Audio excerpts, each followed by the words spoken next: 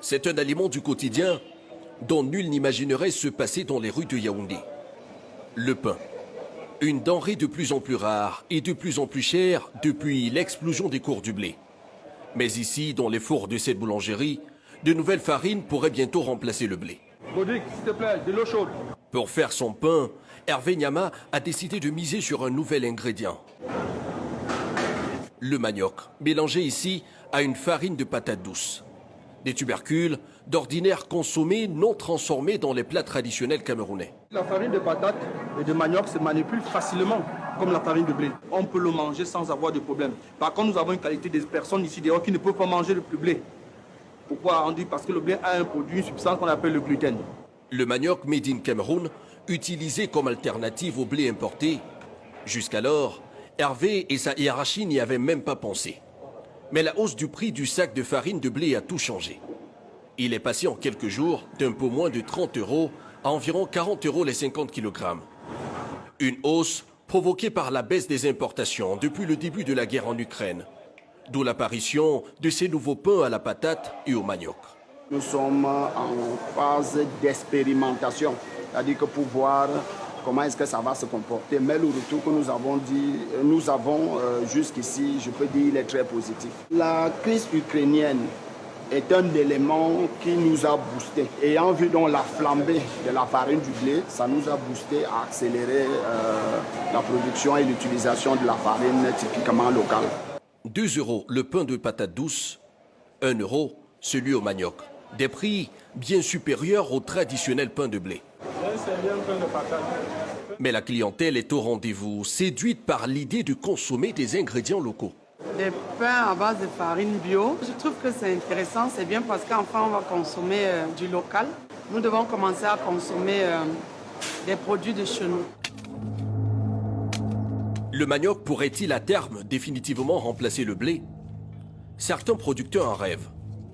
Ce tubercule, facile à faire pousser sur des sols pauvres, résiste aux chaleurs tropicales. Mais il est vulnérable à certaines maladies comme la mosaïque du manioc ou la striure brune, qui peuvent décimer toute une récolte. Pour 22 000 hectares de terres cultivées, le Cameroun produit environ 5 millions de tonnes de manioc chaque année, dont d'énormes plantations comme celle-ci, à une centaine de kilomètres de la capitale. Il faut bien nettoyer avant de récolter. Depuis 2014, Rose Alima cultive le tubercule dans ses 140 hectares de plantation.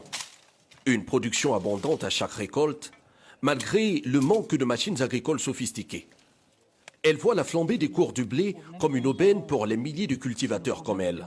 Il y a des variétés qui donnent 30 tonnes à l'hectare et d'autres qui font 35 tonnes à l'hectare. Les producteurs de manioc peuvent répondre à tout type de demande, que ce soit à l'intérieur du pays, que ce soit dans la zone CEMAC, que ce soit en Afrique et voire à l'Occident. À condition que le gouvernement nous apporte un appui dans la mécanisation. Avec l'arrivée de la guerre de l'Ukraine, où la farine de blé a grimpé tout d'un coup. Chaque jour, mon téléphone n'arrête pas de sonner.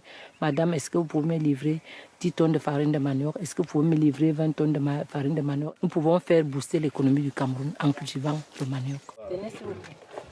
La culture du manioc était déjà en plein boom dans de nombreux pays en Afrique avant la crise ukrainienne. La FAO a bien alerté sur des risques d'appauvrissement des sols liés à sa monoculture intensive. Mais ces mises en garde n'ont pas freiné l'ardeur des producteurs locaux. Dans cette coopérative qui transforme des dizaines de tonnes de manioc en farine, le rythme s'est accéléré. Le procédé de fabrication reste encore presque entièrement manuel. Et les producteurs de manioc appellent de leur vœu une mécanisation qui leur ferait changer d'échelle de production. Par mois, quand on transforme, on peut avoir 5 tonnes, 3 tonnes. Si on a suffisamment de machines, le Cameroun n'aura pas un problème de farine de manioc. Ça va remplacer le blé facilement parce que beaucoup de gens vont comprendre et tout le monde va s'aligner à la farine du manioc.